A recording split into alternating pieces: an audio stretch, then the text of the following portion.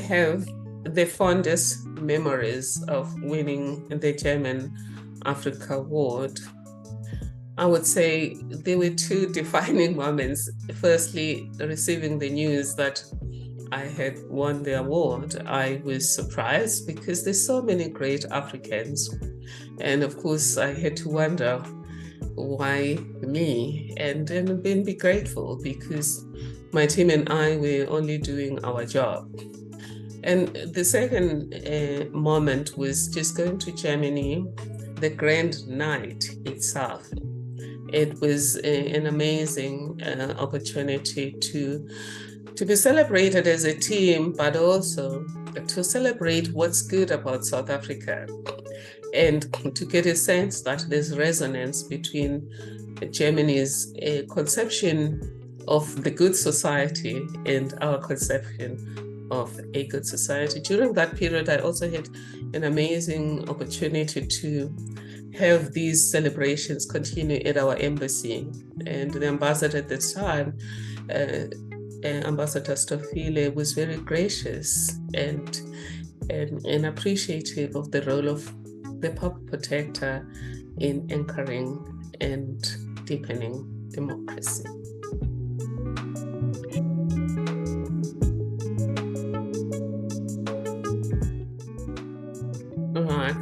Well, the greatest challenge we had was always the challenge of balancing rigor and speed or promptitude, because every person's case is important, and we know that justice delayed is justice denied.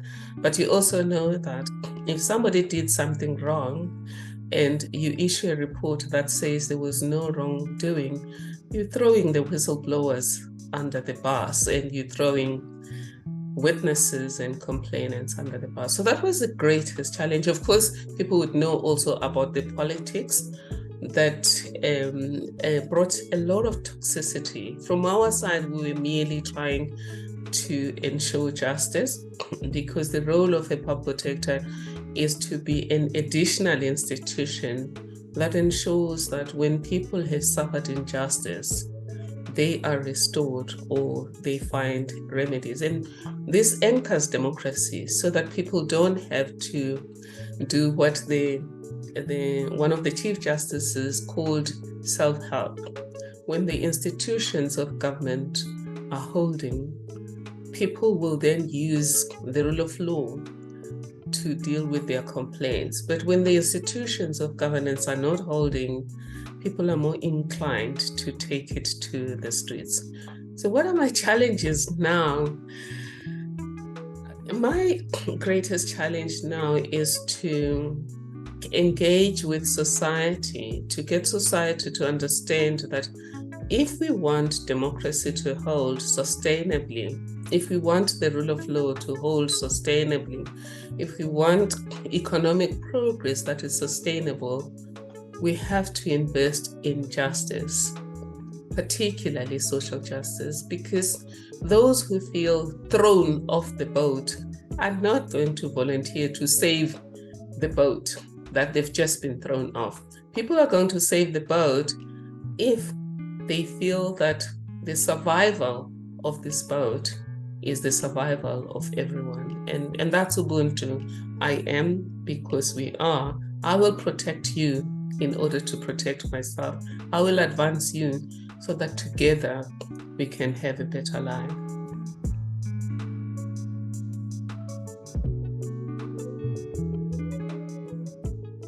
Well, firstly, winning the award put me on the global map.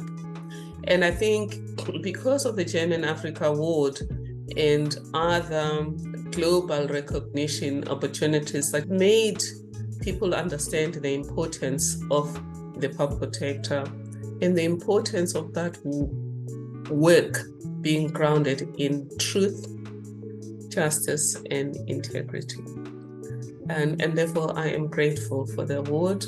And I know that some of my colleagues have also received it, one of them being here at Stellenbosch University, Professor Thuli Madonsela. So we're grateful for that because it builds resonance, it builds solidarity, and it builds support for the causes that we work on. The greatest influence of the German Africa Award was the fact that it allowed me to interact with more people in the German space, and I was able to engage with some of the people there, fellow public protector-like institutions when I was in Germany, and therefore learned a lot from them.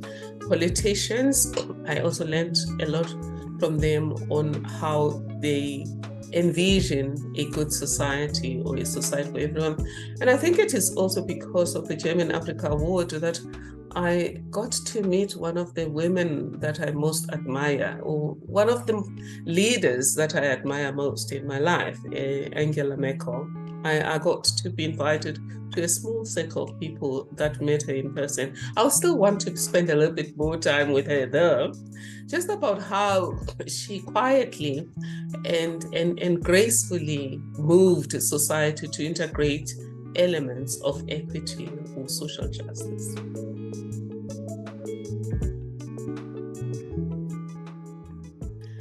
I am now focused primarily on social justice and transformative constitutionalism. We've got one of the greatest constitutions in the world, but a lot of people have started calling our constitution a Potemkin constitution. In other words, a charade that looks glorious on the outside, but it's a shell on the inside, because a lot of the people feel that their lives have not improved as per the constitutional promise and the dream that powered our ancestors to fight for justice. And therefore, the greatest challenge now is to build social justice scholarship, social justice consciousness, but also build innovative tools to help decision makers, particularly those who make laws, policies, and programs, to do so in ways that are socially conscious, that they can simulate the future now and understand that good intentions are not enough. If you implement policies on a one-size-fits-all basis, a lot of people are going to fall through the cracks if they are not that size. And therefore, modern inequality is not caused by evil people who discriminate against women or people in the lower social classes. It's when you assume that everyone is the same, you end up with a lot of people who already are left behind being thrown off board. So we've invented something, or we're in the process of inventing something, social justice impact assessment matrix, which is a tool that we hope can be implemented to advance social justice. Incidentally, German engineers invented something similar. It's called Plan A. It's for sustainability. So it was invented by engineers to help the corporate world or businesses to understand how everything works together in a systems way. And that if you invest in machinery, think about the impact on people. If you do things in your company, think about the impact on the environment and the broader ecosystem. So it's really similar thinking about simulating the future in a computer space and see how your policies invent a better or a worse future. And then tweak those policies because you want to align your policies with a future that is more egalitarian, that is more socially just, and a future that therefore is likely to anchor peace.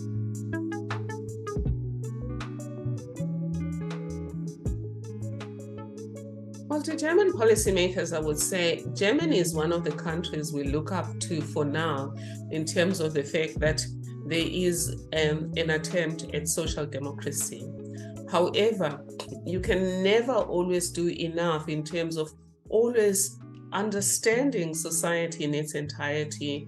And when you create your policies or design your policies, design for everyone by understanding the socioeconomic circumstances of everyone and trying to design policies that meet everyone where they are but elevate them so that we can have societies where there's true excellence. Because we can't say our societies are based on excellence when some of our children don't even enter the field because of poverty, because of lack of digital inclusion, and many other things that don't allow them to get into the field and be the Einsteins and other greats of our time.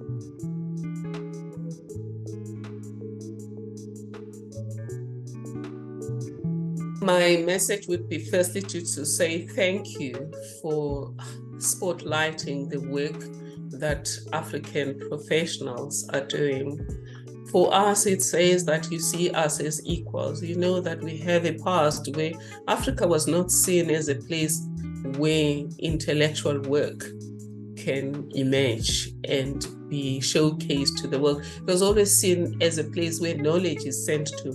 But that was not always so, because we know that the Hellenic philosophers benefited a lot from Africa in terms of philosophy, maths, medicine, etc. And I think what you're doing through the German Africa World, highlighting the work that we are doing on governance and the work our colleagues are doing in science, it's creating an ecosystem where knowledge can flow backwards and forwards as it happened in ancient society. So it's an opportunity for enduring and sustainable partnerships.